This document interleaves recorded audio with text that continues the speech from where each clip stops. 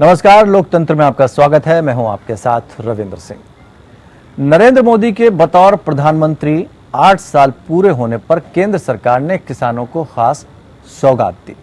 अपने कार्यकाल के 8 साल पूरे होने पर प्रधानमंत्री नरेंद्र मोदी ने प्रधानमंत्री किसान सम्मान निधि की 11वीं किस्त जारी की और लाभार्थी किसानों से ऑनलाइन बातचीत भी की।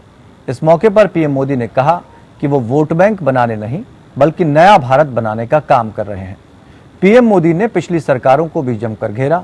उन्होंने कहा कि पहले अटकी लटकी भटकी योजनाओं, भाई भतीजावाद पर बात होती थी, लेकिन अब सरकारी योजनाओं से लाभ की बात होती है। इस मौके पर पूरे देश में गरीब कल्याण सम्मेलनों का आयोजन किया गया है। किसान सम्मान निधि की इस 6,000 रुपए सालाना की सौगात से गरीब सीमांत और लघु किसानों को काफी मदद मिलेगा। इस तरह की तमाम योजनाओं की बात करते प्रधानमंत्री नजर आए। पूरी खबर को देखते हैं, समझते हैं, फिर चर्चा को आगे बढ़ाते हैं।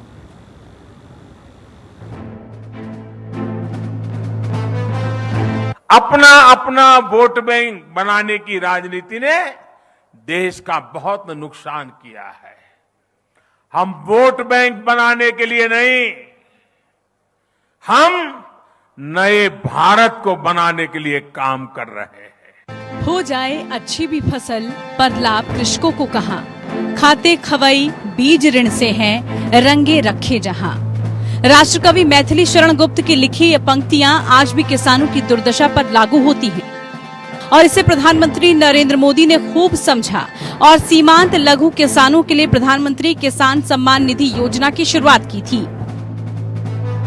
पीएम के रूप में 8 साल पूरा होने के मौके पर नरेंद्र मोदी शिमला पहुंचे और सीटीओ से रिज रोड तक भव्य रोड शो किया।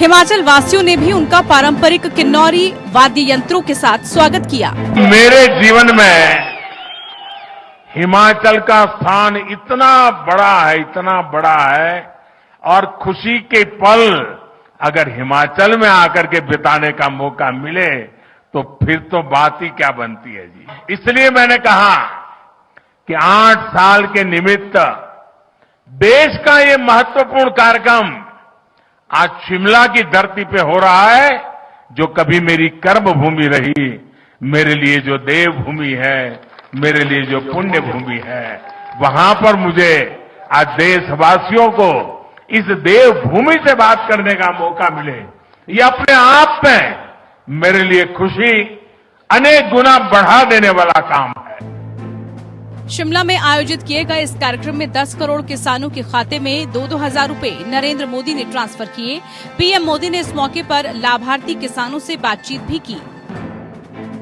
तासी जी, योजनाओं को प्राप्त करने में आपको कोई दिक्कतें आई क्या? सरलता से प्राप्त कर पाए आप? मेरे को कुछ दिक्कत नहीं आई। मोदी सरकार टके की बुलबुल के लिए 9% हुस्काई में खर्च करने से पीछे नहीं रहती। पीएम मोदी के 8 साल पूरे होने पर देश भर में गरीब कल्याण सम्मेलन का आयोजन किया जा रहा है। हर राज्य की राजधानी, जिला मुख्यालय और कृषि विज्ञान केंद्रों में कार्यक्रमों का मकसद लोगों को कल्याणकारी योजनाओं की जानकारी से अवगत कराना है। इन्हीं योजनाओं में से एक है पीएम किसान सम्मान निधि योजना। इसके तहत किसानों को साल में 6,000 रुपए किसानों को दिए जाते हैं। ये राशि 2-2 हजार रुपए की किश्त में साल में 3 बार किसानों के खाते में सीधे ट्रांसफर की जाती है। अब तक 10 किश्तें किसानों को दी जा चुकी हैं, लेकिन 5 राज्यों के चुनाव की वजह से 11वीं किश्त लटकाने का मोदी सरकार पर आरोप लग रहा है। 11वीं किश्त अप्रैल महीने में ही जारी होनी थी, लेकिन इसे प्रधानमंत्री मोदी के 8 साल के जश्न तक नौकरशाही ने लटका दिया था। वहीं ये पैसा उन्हीं किसानों को हासिल हो सकेगा जिन्होंने KYC करवाया होगा। बहरहाल किसान की इस नब्ज को थामकर आज किसानों की लाचारी को सियासी पार्टियां गर्व से लाभार्थी चेतना कहती हैं। समझा जाता है कि हर 4 महीने में 2,000 नगद की आस बीजेपी की जीत के पीछे एक बड़ी वजह होती है। सच्चाई ये है कि प्रधानमंत्री नरेंद्र मोदी ने इसी साल किसानों की आय दोगुनी करने की बात कही थी। साल 2022 तक किसान अपनी आय दोगुनी करने के साधन जुटा सके, इसके लिए हम दिन रात जुटे हुए हैं। किसान कानूनों को रद्द करने पर मजबूर करने की वजह से अब किसानों की आय बढ़ाने की बात तक नहीं की जाती। बहरहाल आजादी के 70 साल बाद भी किसान की ये दुर्दशा है, जबकि मुगलों के जमाने में गोस्वामी तुलसीदास ने लिखा था, उत्तम खेती मध्यम बान, निकृष्ट चाकरी भीख निदान। Bureau report, APN news. किसान सम्मान निधि की 11वीं किस्त, नया भारत कैसे देखता है किसान, इसको भी समझने की कोशिश करेंगे। 4 खास मेहमान इस चर्चा में हमारे साथ शामिल हैं। संजय चक्रवर्ती TMC से हमारे साथ हैं, रमन मलिक भारतीय जनता पार्टी के प्रवक्ता हैं, वो भी हमारे साथ जुड़े हैं, रत्नाकर सिंह कांग्रेस से अपनी बात रखेंगे, और ब्रजेश भाटी BKU यानी भारतीय किसान यूनियन के प्रवक्ता हैं। आप सभी मेहमानों को बहुत बहुत स्वागत है। और शुरुआत हम ब्रजेश भाटी जी आपसे करना चाहेंगे। प्रधानमंत्री ने जिस तरह की बात कही है कि किसान सम्मान निधि की 11वीं किस्त, नया भारत, आप सहमत हैं कि किसानों को पूरा न्याय मिल रहा है और इस नए भारत से आप खुश हैं? रविंद्र जी, जो प्रधानमंत्री जी ने ऐसी घोषणाएं पहले भी की थी। मेरी आवाज आ रही है? बिल्कुल बिल्कुल। पहले भी की थी कि 2022 में किसानों की आय दुगनी हो जाएगी जी। आज हम 22 में चल रहे हैं। किसानों की आय दुगनी की बात तो छोड़ो, किसानों का MSP पे दाम नहीं मिल रहा, किसानों की फसलों को मंडियों में नहीं खरीदा जा रहा, किसानों की कोई भी ऐसी मांग नहीं है जो पूरी की हो। हमारे 10 साल पुराने ट्रैक्टरों की हमारी मांग थी कि इनको बहाल किया जाए, वो नहीं है। हमारे बीज के कानून नहीं आया, ऐसी मांग अब ये जो कह रहे हैं कि हमने घोषणाएं की है, इतने लोग खाते में पैसा चला गया, मुझे बता दीजिए कितने। ये सब आंकड़े हैं, ये सब धरातल पे कुछ भी नहीं है, सिर्फ और सिर्फ छलने का काम किसानों को हो रहा है। किसानों को ये लोग मूर्ख समझ रहे हैं और इनका कोई उद्देश्य नहीं। ठीक, रमन मलिक जी, इसीलिए किसान नेता को बैठाया है कि जितने भी वादे, जितने भी आंकड़े पेश किए गए, आंकड़ों की बाजीगरी पर हमेशा भारतीय जनता पार्टी को घेरा जाता है, विपक्षी दल घेरते हैं। एक किसान नेता कह रहा है कि ये सिर्फ आंकड़े हैं, क्या कहना है? नए भारत की पहचान नहीं है, सिर्फ फर्जी आंकड़े की बात कर रहे हैं वो। वाले भी तो विपक्षी दल हैं, इनकी कोको को तो हाउ ले गया। ये तो सत्य का है, क्योंकि जो इनका वो दलाल था ना, एक विचारधारा में जो दलाली कर रहा था योगेंद्र यादव, उसने खुले तौर पे ये कहा कि हमारा काम एक ही था कि हमने बैटिंग, ये जो खेल की पिच थी ये हमने बनानी थी, उसके ऊपर हमने बोनस में हेवी रोलर लगा दिया। पेस बॉलिंग तो अखिलेश को करनी थी, योगी को, मोदी को आउट करना तो उनका काम था, हमारा काम नहीं था, हम चुनाव उनके लिए नहीं लड़ सकते। ये जो कृषि कथित आंदोलन था उसकी सत्यता योगेंद्र यादव, जो कि सबसे बड़े घटक थे, जो अरेंजर थे, नहीं, ब्रजेश भाटी जी, प्रोड्यूसर, ब्रजेश भाटी ने आंदोलन की बात नहीं करी अभी। उन्होंने सिर्फ ये कहा, बात तो करने दो। हाँ, उन्होंने सिर्फ ये कहा कि मूल्य की बात है, मूल्य की बात। सुनिए भाई साहब, मैं अभी मुझसे आंदोलन ब्रजेश भाटी एक मिनट, मैं तुम्हारी घोषणाएं गिनवा रहा हूँ। ब्रजेश भाटी एक मिनट, रमन मलिक जी को जवाब देने दें, जवाब देने दें। मैं आपको तुम तड़ाक नहीं कर रहा, भाटी साहब, मैंने भी आपका तू तड़ाक करना। नहीं, तो कोई तड़ाक नहीं होगी, वो सिर्फ योजनाओं की बात कर रहा है। रमन मलिक जी सिर्फ योजनाओं की बात कर रहे हैं, योजनाओं की बात पर उस पर जो सवाल पूछे उसके जवाब दीजिए। अब योगेंद्र यादव क्या कर गया, उससे क्या लेना देना? नहीं, उससे लेना देना है, क्योंकि वो इनके खटक दल थे, वो इनका अहम हिस्सा थे।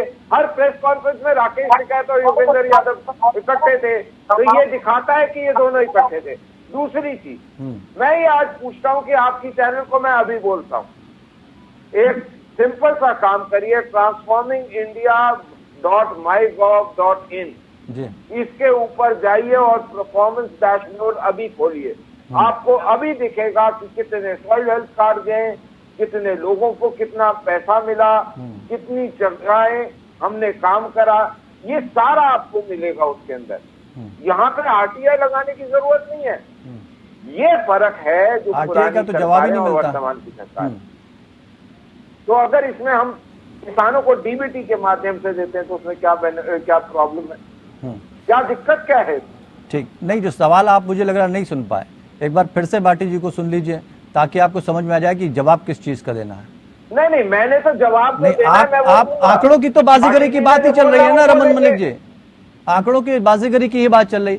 आंकड़े आप दिक्कत किसानों ये की है, हितैषी बताते हैं, किसानों पर हमला हो जाता है, देखो कोई उस पर प्रतिक्रिया नहीं आती। एमएसपी की बात चलती है, कोई प्रतिक्रिया नहीं आती। गन्ना किसानों की बात चलती है, कोई प्रतिक्रिया नहीं आती है। ये मैं 1 मिनट 27 सेकंड नहीं रुकूंगा जवाब देने के लिए। जी, जिनको 1 मिनट 27 सेकंड वालों की आशाएं और आकांक्षाओं को पूरा करना हो, उनसे आंकड़ों की अपेक्षा नहीं करता। देश आशा करता है, आकांक्षा आप जो करता कह है दे उन वही लोगों से सत्य है, जिनके पास ये वो हिम्मत अटल होती सत्य है कि वो सत्य दिखा सके। नहीं, सत्य तो दिखाया था जब पश्चिम बंगाल के इलेक्शन हुए थे। लक्ष्मी नाम की महिला की फोटो छपी हुई थी अखबार में, वो सत्य था क्या? उसी तरह के दावेदारी की बात कर रहे हैं। सुनिए, कलावती को भी जेवर का एयरपोर्ट दिखाया गया था, आपकी मेमोरी, चाइना के एयरपोर्ट की तस्वीर दिखाकर उसी तरह की लाभार्थी की बात कर रहे हैं। साहब, कलावती को कोई नहीं भूला है जिसके घर पे जाके हुआ था। और जितनी जो ये 9 आने खर्च कर दिए, 10 आने खर्च कर दिए, मैं आपसे पूछता हूँ आज के दिन में जी, कि अगर ये सरकार काम कर रही है और काम करने के बाद बताती है तो क्या दिक्कत है? लेकिन काम करने का बात तो वही है जो आप आंकड़े देते हैं, उसको सत्य कैसे माना जाए? रमन मलिक कोई जी, दिक्कत नहीं है। जो दिल्ली सरकार केंद्र के स्कीमों के ऊपर ठप्पा लगा के काम अपना दिखाती है, उनके पास से आया प्रचार का सामग्री। रमन मलिक जी, जरा सा सवाल पूछा, इधर उधर की बातें। अरे लाभार्थी को फायदा देने की बात करें, इसलिए तो हमने लक्ष्मी का नाम लिया। वैसे ही लाभ देने की बात कही जा रही है ना। रविंदर जी, इनसे ये पूछिए कि आय दुगनी हो गई किसानों की। बट बिगर मैसेज जो है, बड़ा मैसेज जो है वो तो चला गया। जो बड़ा मैसेज है वो यही है कि ये सरकार एक्चुअली में काम करती है। ये सरकार 15 पैसे डिलीवर नहीं करती, ये 100 पैसे डिलीवर करती है लोगों को। 85 पैसे अपनी जेब में रखने वालों के समय उड़ गए, खत्म हो गए, उनके धंधे बर्बाद हो गए। वो किसानों को लेकर और उनके दलाल भी बेरोजगार। मलिक जी, किसानों को लेकर इतने सवाल हमने किए, लेकिन आप अपने आंकड़ों पर टिके हुए हैं। उन बातों का आपके लिए कोई महत्व ही नहीं जो असल में किसानों से जुड़ी हुई है। गन्ना किसानों ने जब कही कि 9,800 करोड़ रुपए बकाया है 12,000 में से, उस पर आपको जवाब नहीं देना है। तो ये बीकेयू वाले, ये कांग्रेस वाले जो कानून लेकर आए थे आप वापस क्यों ले लिए? अगर किसानों के लाभ के थे वो कानून। हाँ, मैं अब बताता हूँ वापिस क्यों लिए गए। हाँ। वापिस इसलिए लिए गए क्योंकि हमारे पास 2 ऑप्शन रह गए थे। इस देश के अंदर जो बैठी अराजक तत्व हैं, उनके माध्यम से जो इस देश में अराजकता फैलाना चाहते थे, या तो उनको विजयी बनाए या देश के अंदर शांति करके। आ रहे ब्रजेश भाटिल जी, आ रहे हैं ब्रजेश भाटिल जी, आपके पास आएंगे। ब्रजेश भाटिल जाएंगे। बात पूरी हो गई रमन मलिक जी? आपकी बात पूरी हो गई रमन मलिक जी? फिर मत कहिएगा मौका नहीं दिया। नहीं, मौका तो मैं ले लूंगा भाई साहब, मेरे को मौके की इंतजार नहीं होती। हाँ, तो ये तो हमें पता है कि आप मौका ले लेंगे। हम आपको पूरा मौका इसलिए दे रहे हैं कि बाद में आप ये ना कहें कि हमने आपकी आवाज को दबा दिया।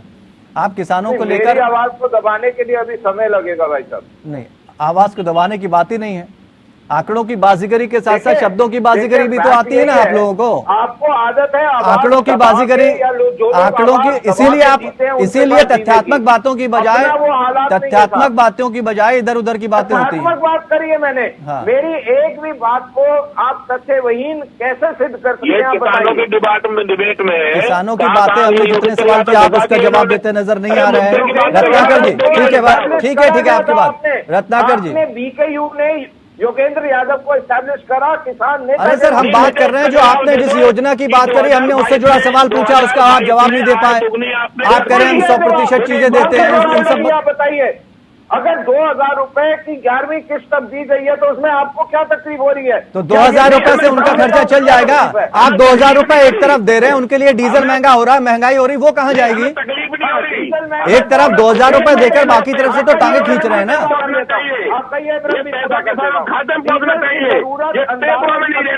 की होती है एक बुआई में 25 लीटर प्रति एकड़ की जरूरत होती है डीजल की। ठीक। मैं आपको ये बता दूं, रत्नाकर जी, ठीक है, देश में ठीक है, जीरो, रमन मलिक जी, देश के ठीक है, अंदर जीरो गांव है जिसमें बिजली ना हो, ठीक और है। बिजली आती है बकायदा, लाभार्थी और आपको किसानों तक पंपों के सीमित है लिए आपकी डीजल की योजना, जरूरत नहीं पड़ती और है। जो बाकी किसान हैं उनको दरकिनार किया जाएगा। यानी एक खाई कहीं ना कहीं आप खींचना चाह रहे हैं, हम उस पर भी हम सवाल करेंगे। रत्नाकर जी, लाभार्थियों की तरह किसानों के खाते में ईमानदारी से 2-2 हजार रुपए पहुंच रहे हैं, काफी हैं? नए भारत की पहचान ये बनेगा? और बीजेपी का यह कहना कि जो भी आंकड़े वो दे रही है और वो तथ्यात्मक हैं, उसमें सच्चाई है? रविंद्र जी, मैं उम्मीद करूंगा कि मेरे भारतीय जनता पार्टी के प्रवक्ता कुछ 12 मिनट के करीब इन्होंने अपनी बातों को रखा। मैं 12 मिनट तो नहीं चाहूंगा, लेकिन 2-4-5 मिनट जरूर चाहूंगा, जिससे कि मैं सिलसिलेवार तरीके से इनके सारे आंकड़े जो है वो मैं बता सकूं। देखिए, पोर्टल से आंकड़े लेने की ये बात करते हैं भारतीय जनता पार्टी के लोग, क्योंकि इनको आंकड़े याद नहीं है या मालूम नहीं है। कहते हैं कि आप ये पोर्टल पे चले जाइए, आंकड़े मिल जाएंगे। तो ये तो इनकी बुद्धिमत्ता है, आप उस पर मैं ज्यादा कमेंट नहीं करना चाहूंगा। मैं ये कहना चाहूंगा सबसे पहले कि देखिए, भारतीय जनता पार्टी एक हाथ से देती है तो दोनों हाथ से लेने का काम करती है, ठीक है। अभी ये किसानों को 6,000 जो साल में देने का काम कर रही है। रमन जी, आप बोलने दीजिए, आपको तो मौका दे दिया गया ना। अरे भाई साहब, जब दूसरा बोलता है तो आप कहेंगे बीच में बोलते हैं। आपके पास भी आएंगे, हम फिर मौका देंगे आपको। अभी तो कम से कम बोलिएगा, मुझे बोलने का पूरा मौका दीजिए। जी रत्नाकर जी, बोलिए। जी देखिए, ये भारतीय जनता पार्टी ऐसी सरकार है जो किसानों को एक हाथ से देती है और दूसरे हाथ से ले लेती है। मैं आपको उदाहरण देना चाहता हूँ। देखिए, 2014 में डीजल का जो रेट था वो 55 रुपए था, और आज डीजल का रेट लगभग 100 रुपए के करीब है। तो लागत जो है वो सरासर झूठ। अरे यार, आप जाके पढ़ के आओ जरा, ठीक है, अब जरा पढ़ के आओ फिर बात करना। ठीक है, जब आपकी बारी आए तो आप बात कर लीजिएगा ना। साथ में सब्सिडी की कीमत, साथ में ऑयल बॉन्ड की कीमत, साथ में ऑयल पूल डेफिसिट, तीनों की संख्या भी बताइए। रमन मलिक जी, आपकी जब बारी आएगी तब आप अपनी बात रख लीजिएगा, आपको समय दिया जाएगा। सबसे ज्यादा समय तो आप ही को दिया, अब कम से कम दूसरे वक्ताओं को भी बोल लेने दीजिए। समय समय पर सबको बात, यही दिक्कत हो जाती है। मैं बोलने नहीं दूंगा। अगर रमन जी ने बीच में बोला तो मैं इनके पूरे डिबेट में एक शब्द भी बोलने नहीं दूंगा। रत्नाकर जी बोलिए, बोलिए रत्नाकर जी। ये नया भारत की बात हो रही है, नया भारत की बात जो हो रही है। एंकर ने बोला, मैं चुप हो गया। अगर आप धमकी देंगे तो फिर वो भी सही, धमकी तो हम किसी की नहीं सहेंगे। रमन मलिक जी क्यों सियासी अखाड़ा बना रहे हैं? अच्छी खासी डिबेट को क्यों खराब करने की कोशिश कर रहे हैं? किसानों पर बात हो रही है तो बात कर लेने दीजिए, बाकी वक्ताओं को भी बोल लेने दीजिए। आपको बताइए, आधे घंटे का एपिसोड आपकी तरफ से अलग से हम उसमें जानकारी ले लेंगे। बीच में टोका टोकी मत करिए, बीच में टोका टोकी मत करिए। रमन जी, माध्यम से बात करिए। रमन जी, रिक्वेस्ट है आपसे, एंकर के माध्यम से बात करें। मैं जब बोलूंगा आप बात नहीं करेंगे। रत्नाकर जी 1 मिनट। अरे आप रत्नाकर जी 1 बताने वाले। मिनट। रमन मलिक जी, आप आवेदन करेंगे। रमन मलिक जी, कम से कम, रत्नाकर जी 1 मिनट। रमन मलिक जी, कम से कम दूसरे वक्ताओं को सुनने की कोशिश कीजिए। हो सकता है कुछ अच्छा सवाल वो पूछ दें, कोई आइडिया मिल जाए भारतीय जनता पार्टी को कि किसानों को लाभ के लिए कुछ और अच्छे काम किए जा सकते हैं। कम से कम दूसरे वक्ताओं को रखने तो दीजिए अपनी बात। समय खराब होता है ऐसे, आपको बात दे रहे हैं। ठीक है रत्नाकर जी, ठीक है, धमकी नहीं होगी। रत्नाकर जी सीधी बात करिए।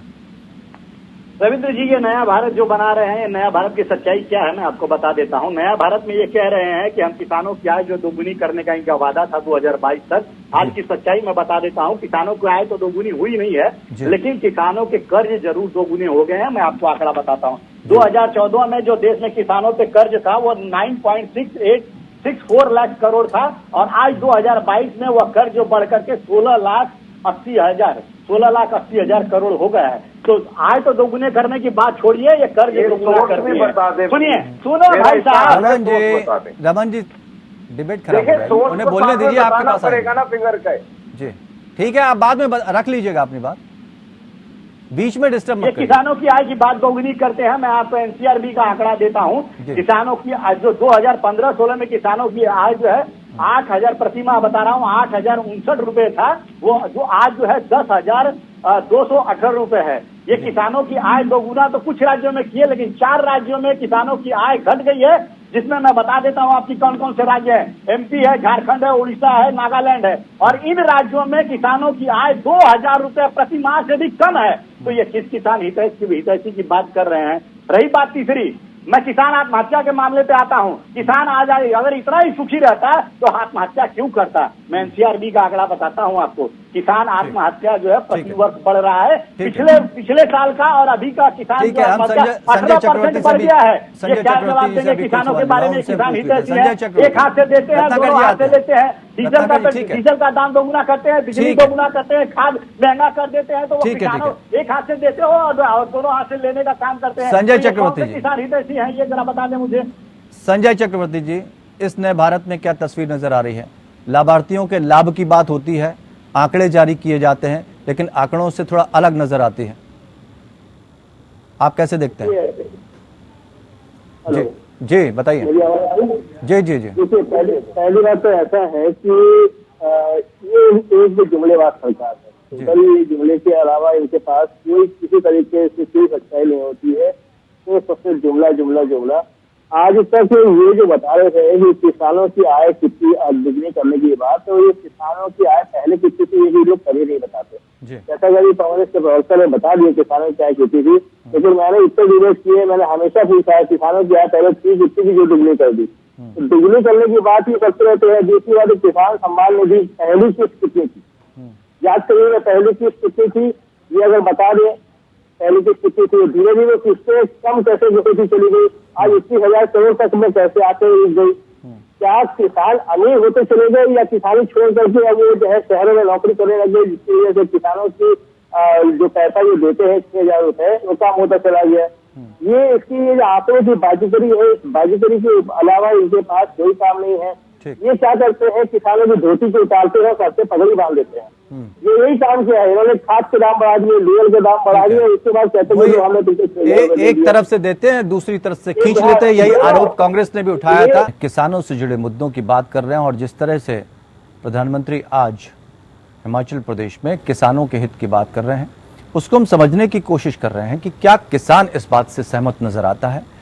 जिन बातों को रखा जा रहा है असल में वो लाभ किसानों को मिल पा रहा है या नहीं, उस पर हम चर्चा कर रहे हैं। और चारों खास मेहमान हमारे साथ जुड़े हुए हैं। ब्रजेश भाटी जी, आपके पास आना चाहेंगे। भारतीय जनता पार्टी ने जितनी बातें रखी रमन मलिक जी ने, उससे आप कितना सहमत संतुष्ट नजर आ रहे हैं और क्या आपके सवाल हैं इस पार्टी से? और ये भी इसके साथ साथ ये भी जोड़ना चाहते हैं कि क्या बाकी दलों ने जो किसानों के प्रति अपनी जो भी योजनाएं चलाई हैं उससे आप संतुष्ट नजर आ रहे हैं? जो इच्छाएं किसानों के लाभ के लिए जो काम भारतीय जनता पार्टी ने किए, वैसे काम क्या बाकी दलों ने सोचा और किए हैं? उस तरह की कोई योजना लाई है जिससे आप सहमत हो? रविंदर जी, तो पहली है, कई बार आपके साथ डिबेट में पहले भी कह चुका हूँ इन चीजों को। जो किसान को याद किसान की याद जब आती है किसी पार्टी को जब वो पक्ष में होती है, समझ लो। हमें किसी दल से कोई मतलब नहीं है, हम अपने किसानों की लड़ाई लड़ रहे हैं। और किस तरह से अब इनकी मानसिकता देख लीजिए, भाजपा प्रवक्ता होगी कि आप व्यवसाय से किसानों को आंकड़े देंगे, आप व्यवसाय से बताएंगे कौन सी पॉलिसी कहाँ चलेगी, मतलब क्या आप किसानों की लड़ाई। इससे ही पता लगता है कि दरअसल पे कितनी योजनाएं हैं इनकी। ठीक, रमन मलिक जी, आवाज आ रही है मेरी? जी बिल्कुल। और कुछ पूछना है आपको रमन जी से? एक साथ सवाल लेंगे जी। और मैं बता दूं कि जिस तरह से 750 किसान हमारे शहीद हुए थे, आज तक इन्होंने एमएसपी पर कानून नहीं बनाया। 2022 में ये जो है आय दोगुनी करने वाले से कहाँ चले गए इनके? और ये बात कर रहे हैं कि किसानों खाते डालने की पैसे। इन्होंने लोगों के आधार कार्ड छीन लिए, लोगों के राशन कार्ड छीन लिए। ये कहाँ किसानों के आम जनता का भला नहीं कर सकते? इनकी मानसिकता किसान विदेशी नहीं है। वो तो कह रहे हैं हम 2000 आंकड़ों के हिसाब से स्पष्ट आंकड़े दे रहे हैं और जो भी हमने किया उसका रिकॉर्ड हमारे पास मौजूद है और उसकी आप जांच कर सकते हैं। वेबसाइट पर रिकॉर्ड है, इनके पास कुछ नहीं है, धरातल पे कुछ नहीं है, सब ये इनके दिखावे वाले रिकॉर्ड है और कुछ भी नहीं है। मैं आपको बता दूं इंदर जी, ये खाली छलने का काम कर रहे हैं। अगर इनको किसान इतना हितैषी होते हैं तो 2022 में दुगनी का करने की बात करते थे। दुगनी आए कहाँ पर इन्होंने कर दी, एक जगह बता दीजिए। एमएसपी पे खरीद कहाँ इन्होंने कर ली, बता दीजिए। कहाँ किसान की इन्होंने फसल का मूल्य बढ़ा दिया, एक जगह बता दीजिए। ये खाली मूर्ख बनाने वाला कार्य हो रहा है देश में और देश को बांटने के लिए सब चीजें चल रही है। किसान की कोई हितैषी नहीं है, कोई भी पार्टी, कोई भी सब पार्टियों के लिए कह रहा हूँ साफ साफ शब्दों में आपको। ठीक, रमन मलिक जी, सिर्फ दिखावा, भाटी जी आप मूलतः जुमला, कहाँ से हैं? इसके अलावा कुछ नहीं। भाटी जी मूलतः कहाँ से हैं आप? क्या कह रहे हैं, आवाज नहीं आ रही? हेलो, पूछना चाह रहे हैं कहाँ के रहने वाले हैं? मैं नोएडा का रहने वाला हूँ, गौतम बुद्ध नगर का। बढ़िया। लाभ बताएंगे या कार्रवाई करेंगे? मेरे भाई ऐसा है कि सबसे मैं रमन जी से पूछ रहा हूँ, लाभ बताएंगे या कार्रवाई करेंगे? कि आपके बिल्कुल बगल में हरियाणा लगता है 11 फसलों के ऊपर एमएसपी में खरीद होती है इस प्रदेश के अंदर। आप जरा ढूंढ के जो आपके हितैषी लोग हैं ना, जिनके बलबूते पे आपने आंदोलन करे थे, जिनके लिए आप उनसे ये पता करके बताइए कि वो उन्होंने अपने राज्यकाल में कितने दिए। कर रहे हैं आप तो दूसरी चीज दूसरी तरफ ले जा रहे हैं। एक मिनट, अरे ब्रजेश भाटी जी, 2006 की स्कीम को ब्रजेश भाटी जी, एक मिनट, ब्रजेश भाटी जी, जो आपका नंबर आएगा तो आप बोलिएगा। अभी रमन मलिक को अभी जो 2008 की माफी की स्कीम आई और उसके अंतर्गत कहा गया कि 75,000 करोड़ सारे किसानों का कल्याण कर दिया गया, सबसे कर्ज माफी कर दी गई, सबको कर्जों से विमुक्त कर दिया गया। अगर एक बारी वो कर्ज से सबको माफी कर दी गई और साफ कर दिया गया उनकी बैलेंस शीट, तो दोबारा कर्ज क्यों आ गया भाई साहब? उसके बाद उस समय पूरे काल के अंदर हर साल 20 से 25,000 किसान की सुसाइड होती थी, तब आप लोग कहाँ थे? उसके अलावा मैं अब आपको और बता देता हूं कि आपका ये जो मत है ना कि किसान वेबसाइट के ऊपर किसान दूसरी जगह नहीं देख सकता, भाई साहब आपको गलती पे ई नाम के ऊपर भी जो मंडी प्लेस है उसके ऊपर भी करोड़ों किसान लगे हुए हैं। अभी सुनते जाओ ना भाई, अब दिक्कत देखो, जब तर्क आते हैं तो फिर आप भागोगे, तर्क में भागोगे मेरे भाई, तर्क से मत भागो। अगर मैं कहीं लिख लीजिए, अगर मैं कहीं गलत हूं तो जवाब दे दीजिए मेरे को कि यहाँ भाई साहब आप गलत हो। तो मेरे को ये जो आपका कहना है ना, इससे मेरे को एक बहुत मन में पीड़ा है कि आप ये सोचते हो कि हमारे किसानों के बच्चे जो स्कूल जाते हैं, कॉलेज जाते हैं, पढ़ते हैं, वो अनपढ़े हैं, वो बेवकूफ है। नहीं, वो बेवकूफ नहीं है, वो समझदार है। उन्हें पता लगता है कौन सी स्कीम में कब पैसा कहाँ से आया, कहाँ पे गया, कैसे सब्सिडी आई और गई। ई नाम के ऊपर करोड़ों किसान वहां पे पंजीकृत होके अपने फसल को बेचते हैं। अब मैं ये समझना चाहता हूं कि जो लोगों ने प्रॉमिस करा था पंजाब के अंदर जब कांग्रेस की सरकार आई, राजस्थान के अंदर आई, दूसरी सरकारें थी, छत्तीसगढ़ के अंदर थी, सारों के माफ कर दिए नहीं करे साहब, कुछ नहीं करा। अब आप ये बताइए, कांग्रेस की बात थी उपाध्याय जी, मैं आपसे एक बात पूछता हूँ कि इन्होंने, आपको याद होगा, अभी रिवाइंड करके देख लीजिए, इन्होंने जब इनकम का बात आई तो इन्होंने सोर्स कोट करा एनसीआरबी। उसके बाद 4 स्टेटों के अंदर आय सबसे कम होने की इन्होंने बताई, जिसमें मध्य प्रदेश हमारा था, नागालैंड के लिए बताया, ओडिशा के लिए बताया, और भी एक और स्टेट बताई। और उसके बाद मौतों की जब बात करी, सुसाइड की बात करी, फिर एनसीआरबी पे गए। मान्यवर एनसीआरबी जो है नेशनल क्राइम रिकॉर्ड ब्यूरो है, उसके अंदर इनकम डेटा नहीं आते हैं। तो पहले तो जब आप कहीं से सोर्स कोट कर रहे होते हैं तो सही सोर्स कोट करिए, झूठ बोलने की जरूरत नहीं है, क्योंकि आपका तो प्रचलित है कि ऊपर से नीचे तक बिना तथ्यों के सत्य बोलते हैं। नहीं, किसान अब मेरा प्रश्न आपके माध्यम से आपके पूरे पैनल से यही है उनका। रमन जी, 2008 सवाल सुन लीजिए। 2008 की रमन जी सवाल स्लेट वॉज टोटली क्लीन। ठीक है, आपने आंकड़े तो बता लिए। ये जो स्लेट क्लीन हुई, आपने आंकड़े बता लिए, वापस इंडेट कैसे हो गई? आंकड़े बता लिए ना आपने। सिर्फ उनका ये पूछना है कि जो किसानों की आय दोगुनी करने की बात कही गई थी, हाँ, उसे पूरा कर देते हैं।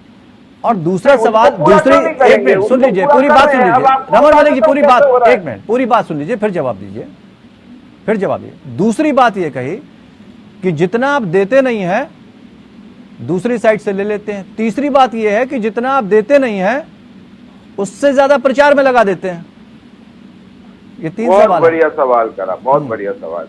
तो पहले सवाल का जवाब ये है कि जब हम काम करते हैं तो हम चीजों को पारदर्शिता से रखते हैं, और पारदर्शिता से रखने के माध्यम से इनका जितना अपना बेस था उसने भी एक कैप्टिव वोट बैंक, एक कैप्टिव शेयर जो है सपोर्टर्स का, हर एक को ये होता है, हर एक कोई भी एजेंसी होगी, कोई भी संगठन होगा, उसका होगा।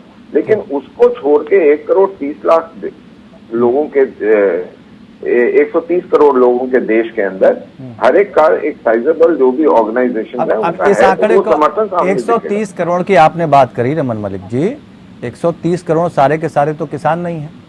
दूसरी 130 करोड़ में मुस्लिम भी आते हैं। इसलिए थोड़ा सा कहते हैं कि आंकड़ों की जब बात की जाए तो बहुत सोच समझ के बोलना चाहिए, क्योंकि कैमरा सारी चीजें कैद कर लेता है। आप सबका साथ सबका विकास, लेकिन उसमें भी एक लकीर खींचती है, लाभार्थी किसानों की बात होती है कि मुस्लिम इस देश के किसान नहीं हो सकते। यही तो मैं पूछना चाह रहा हूँ, वो तो आपके एजेंडे में ही नहीं है। क्या सरकार की कोई स्कीम धर्म देख के आती है? क्या सरकार की कोई स्कीम धर्म देख के नहीं आती? आपको सोचना है सर। सिर्फ मौलवियों की पेंशन जो है वो धर्म देख के आती है, लेकिन सरकार की जनहितकारी कोई भी नीति किसी एक वर्ग विशेष के लिए नहीं होती। अब आप बात करते हैं कि जहां तक आपने दिया आपने उसका दुगना कर दिया। भाई साहब, ये मैं आपको बता दूं कि 1 एकड़ के अंदर लगभग एक जुताई में 25 लीटर मैक्सिमम तेल लगा करता था पंप सेट का। आज वो जो पंप सेट के लिए ईंधन चाहिए होता था वो इसलिए क्योंकि बिजली का वार होता था कि इस वार को बिजली आएगी। अब वो नहीं है कहानी। अब 0 गांव ऐसे रह गए का इस्तेमाल करते हो, उससे बिजली का क्या लेना देना?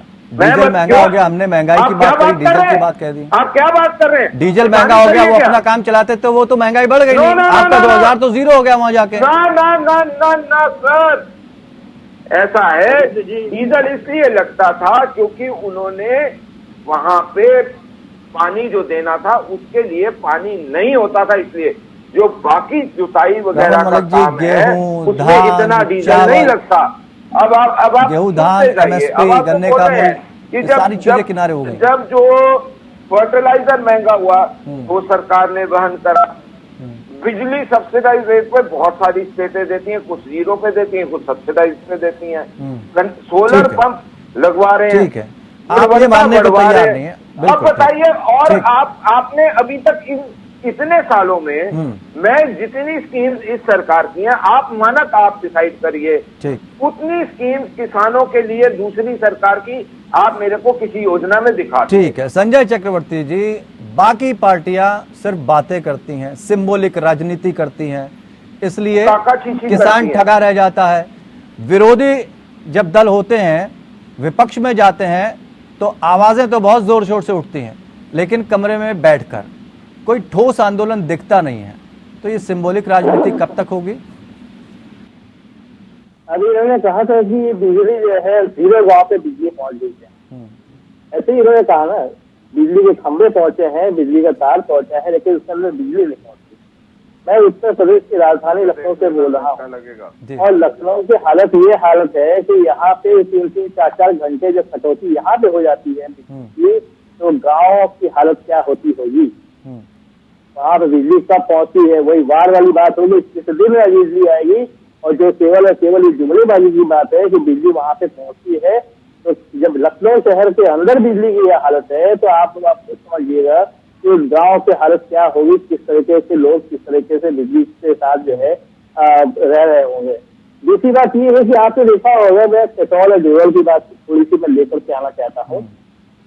जब पिछले साल चुनाव खत्म हुआ था तो 2 मई के बाद से पेट्रोल के दाम बढ़ने शुरू हुए और 3 अक्टूबर तक लगातार पेट्रोल के दाम बढ़ते चले गए। 3 अक्टूबर से पेट्रोल के दाम रुके किस लिए? जब विधानसभा के 3 विधानसभा चुनाव और 5 लोकसभा के चुनाव हुए थे, जहाँ पे बीजेपी का लोकसभा में सूपड़ा साफ हो गया और विधानसभा में ये 18 सीटों पे हार गए। उस समय इनको लगा कि अभी जो उत्तर प्रदेश का चुनाव आने वाला है, अगर यही इसी तरीके से सीटों का और दाम बढ़ने लग गया तो क्या होगा कि हम सारे के सारे 5 राज्यों के चुनाव हार जाएंगे।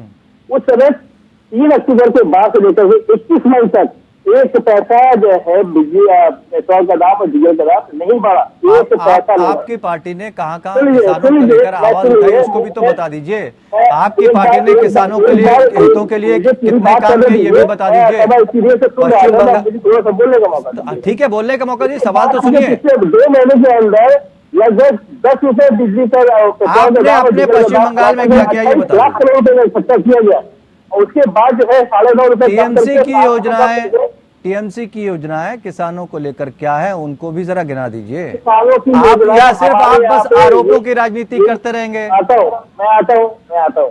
टीएमसी की योजना, अगर ये जो 3 साल 4 साल पहले इन्होंने जो किसानों की योजना शुरू की थी, हमारे यहाँ पे 10 साल हो गए हैं। 10 साल से हम किसानों को 10,000 रुपए सालाना देते हैं। 10 साल हो चुके हैं। 10 साल से 10,000 रुपए सालाना जाता है। किसानों को वहां पे बीमा है, 18 साल से लेकर 60 साल तक का बीमा है। सारी किस्ती जो जाती है वो सरकार भरती है। हम किसानों का ध्यान इस तरीके से रखते हैं। इसलिए हमारे यहाँ पे अब वो किसानों की आत्महत्या की खबरें आपको नहीं आती होंगी। तो मैं जो अभी इनकी बात बता रहा था, पेट्रोल और डीजल की बात बता रहा था, 28 लाख करोड़ रुपए इन्होंने इकट्ठा किया और उसके बाद जब इन्होंने एकदम से दाम कम कराया, ये 9.5 रुपए पेट्रोल का दाम, और फिर दाम कम करके अब आप बैलेंस से वही लोग जो झंडोरा पीटते हैं। धन्यवाद मोदी जी, आपने कहा पेट्रोल और डीजल का दाम कम कर दिया। अब ये सबसे चले जो गैस के दाम दिखाया तो 200 रुपए कम कर दिया गया। अब 200 रुपए कम किसके गैस में किया है? उज्ज्वला योजना को प्रदान किया। आम लोगों को इसकी मदद नहीं मिलेगा। उज्ज्वला योजना नीति नियत में फर्क नजर आता है। नीति नियत में फर्क नजर आता है। भले ही आंकड़ों की बाजीगरी की बात कर ले भारतीय जनता पार्टी, लेकिन कहीं ना कहीं उसकी नीति और नियत में फर्क नजर आता है। किसानों को लेकर बात हुई, इसके साथ ही रसोई गैस की बात हुई, 1 रैंक 1 पेंशन की भी बात हुई, लाभार्थियों की भी बात हुई, और ये भी कहा गया कि दशकों तक वोट बैंक की राजनीति हुई। अब हम एक देश बनाने की बात करते हैं, नए भारत को बनाने की बात करते हैं।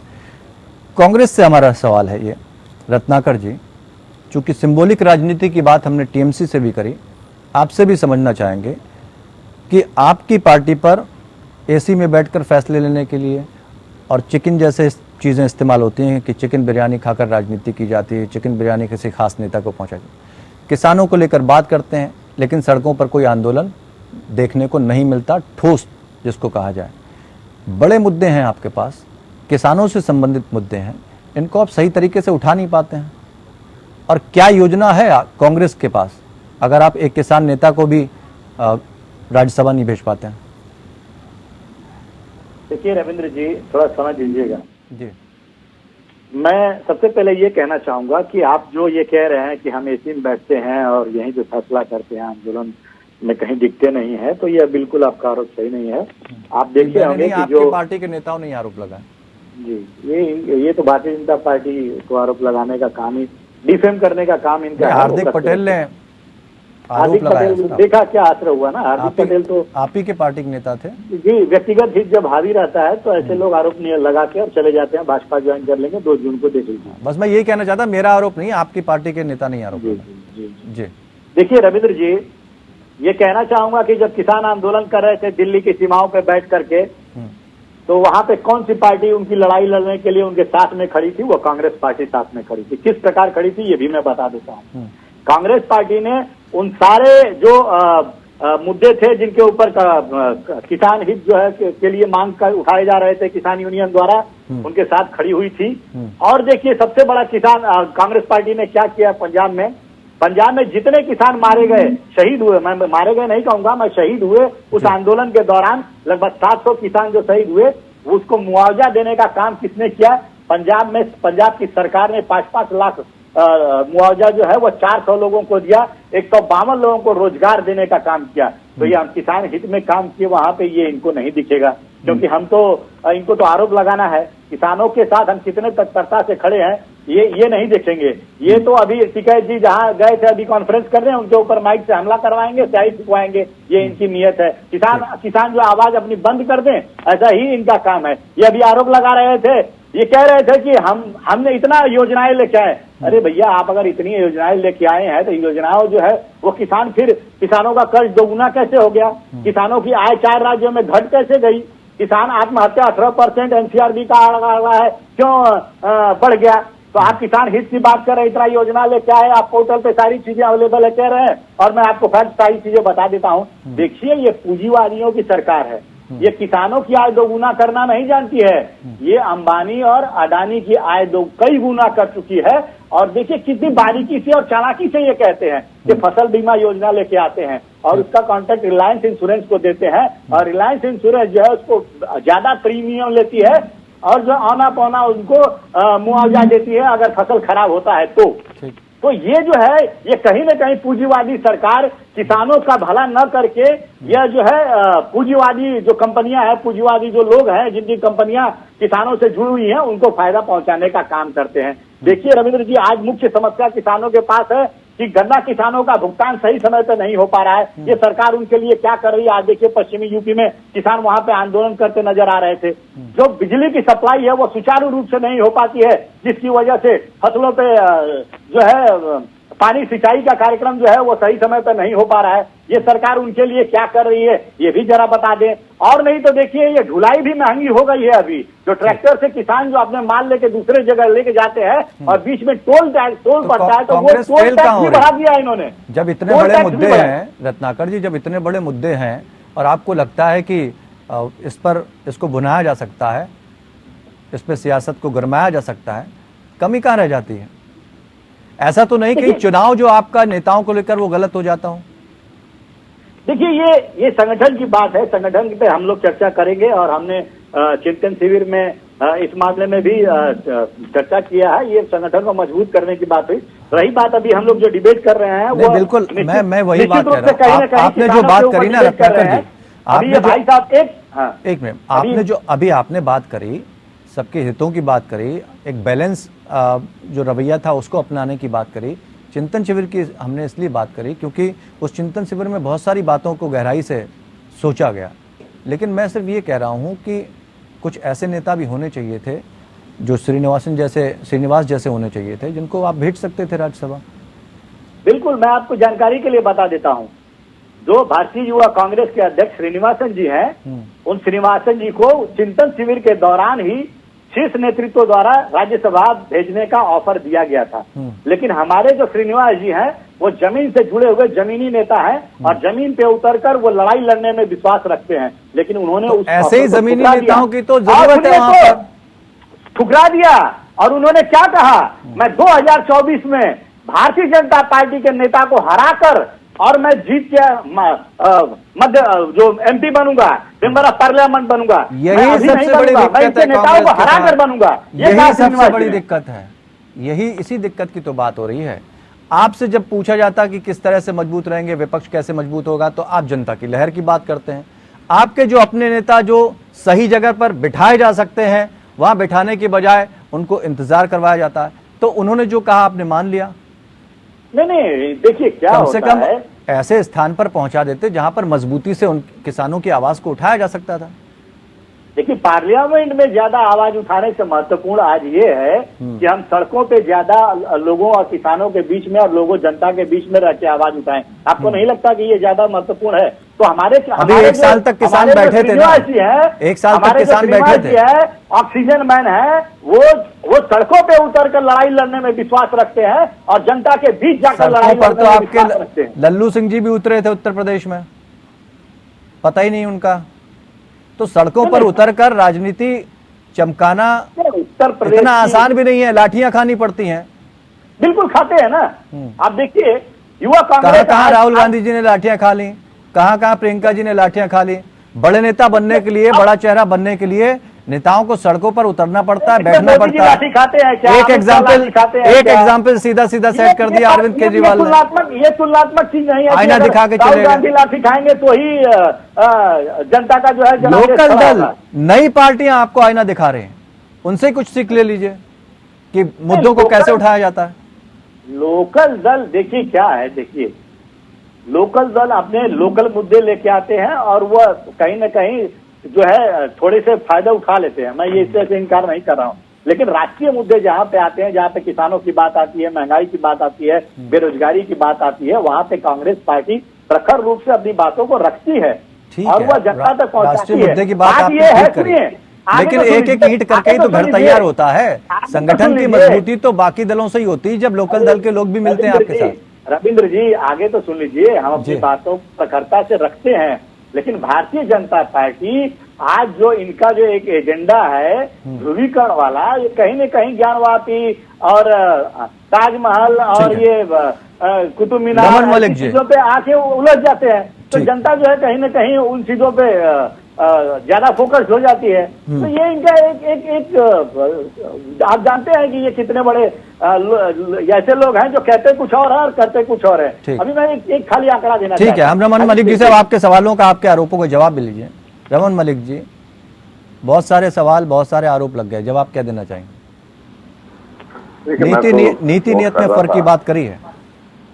हाँ, मैं नोट कर रहा था जी। तो मेरे को सबसे पहले तो ये याद कराना है कि 14वें फाइनेंस कमीशन के अंदर ये कहा गया कि 41% से ऊपर, और जो इनकी सुप्रिया श्रीनाथ हैं उन्होंने भी ये एक्सेप्ट करा था अपना वीडियो जो पाठशाला की तरह पढ़ा रही थी कि 41% स्टेट्स को आता है जो केंद्र इकट्ठा करता है। तो उसके ऊपर भी थोड़ा सा विचार करें जब ये बोलते हैं कि पेट्रोल से इतना कमा लिया। नहीं, वो बात नहीं, कमाया नहीं, वो बात नहीं। जो गहरे मुद्दे उसको समय कम है रमन मलिक जी, इसलिए कि समय कम है, इसलिए आपने मुझे आपको जो तथ्यात्मक जो सवाल मेन जो किए गए हैं उस पर हम आपका ध्यान ले जाना चाहते हैं, उसको सुन लीजिए फिर जवाब दीजिए।